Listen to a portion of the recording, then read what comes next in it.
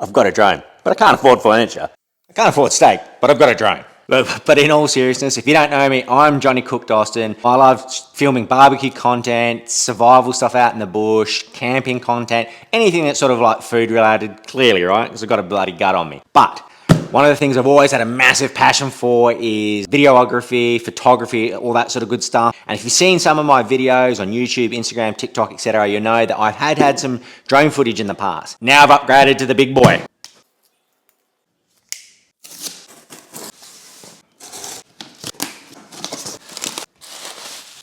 And it's when you get that drone footage up and above your location, whether you're out camping or not, it's just unparalleled, and it's something that's always blown my mind.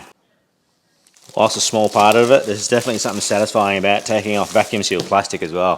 Now, I reckon everyone's got a little bit of nerd inside of them, right? And for me, like I've said, videography, cinematography, photography, all that sort of stuff. Most of my adult life, going into probably my teenage years, doing photography at high school, always been my jam, right? In particular, you've seen my camping videos, right? There's something almost majestic about it, as wanky as that sounds. Jesus Christ. Definitely need to go back to the gym.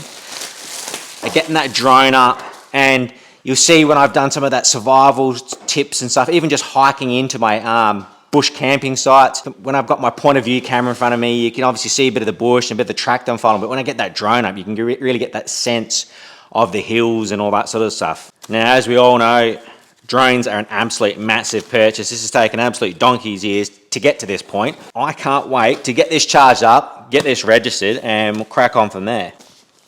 Jesus Christ. Righto, let's see what they stuffed in the bag. First cab off the rank. Christ, the size of the batteries compared to my Mini 2 is unreal. Right, next up, it looks like the accessories kit, because if you're a spacko like me and you're probably banging it into walls and trees and stuff, yep. A metric shitload of new props. The absolutely insane remote. Look at this thing. This is wild. Holy shit. Feel like this is above my pay grade at the moment.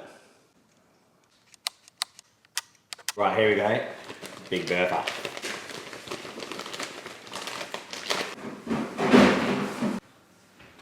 Now, it might be hard to pick up on the camera. That is a thick AF USB-C cable.